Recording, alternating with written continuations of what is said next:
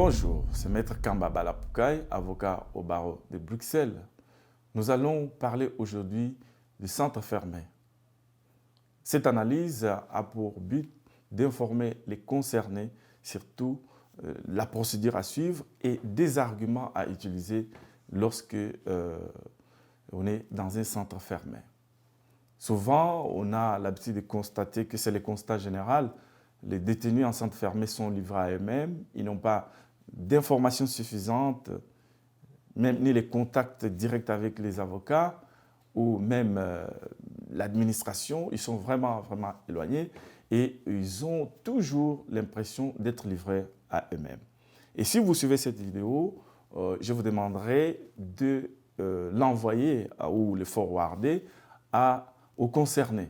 Pourquoi? Parce que quand on est déjà en centre fermé, on est sous émotion, on se voit déjà dans son propre pays alors qu'on est encore en Belgique. C'est pour cela, comme on a toujours dit, l'avocat, c'est quelqu'un qu'il faut voir avant pour éviter les ennuis après.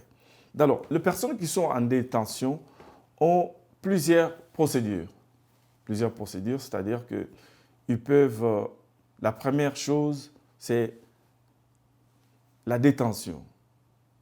Vous devez directement, lorsque la décision vous est notifiée, vous devez initier devant la chambre la chambre du conseil du tribunal de première instance du ressort de votre lieu de détention pour demander la liberté, la mise en liberté provisoire. Parce qu'il n'est pas toujours obligé qu'on soit dans un centre fermé pendant qu'on traite son dossier. Sinon, si par exemple, vous avez un membre de famille qui se porte garant en acceptant que vous habitez chez lui, etc., vous avez de la famille ici, on peut vous libérer et au même moment, vous suivez la procédure au niveau de l'éloignement.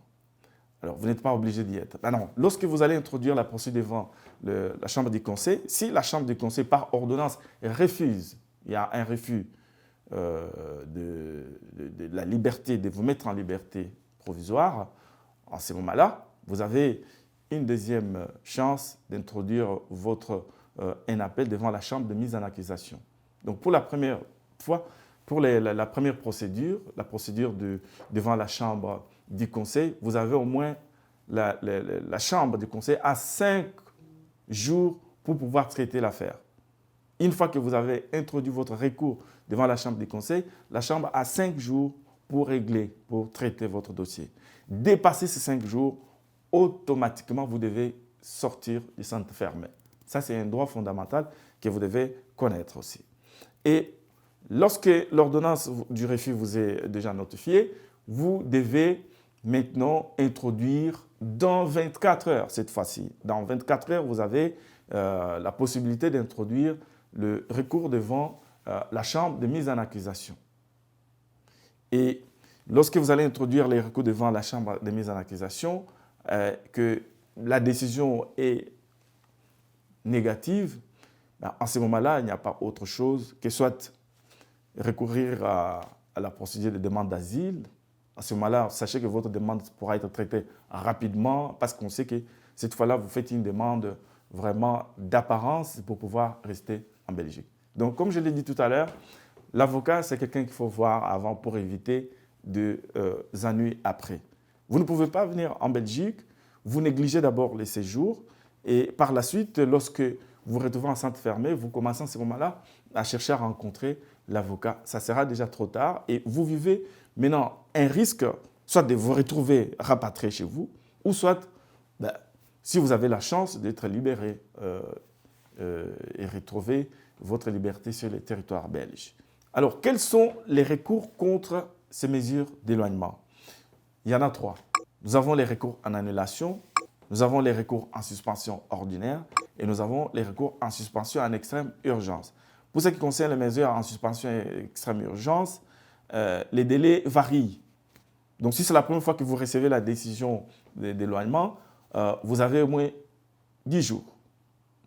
Mais si c'est la deuxième fois, vous avez 5 jours. Et sachez que le Conseil du contentieux n'a que 48 heures pour traiter ce genre d'affaires. C'est pour cela que je tire votre attention si vous vous retrouvez dans cette situation où tous les délais sont vraiment serrés, pour vous épargner de tomber dans les risques de vous retrouver dans votre propre pays d'origine.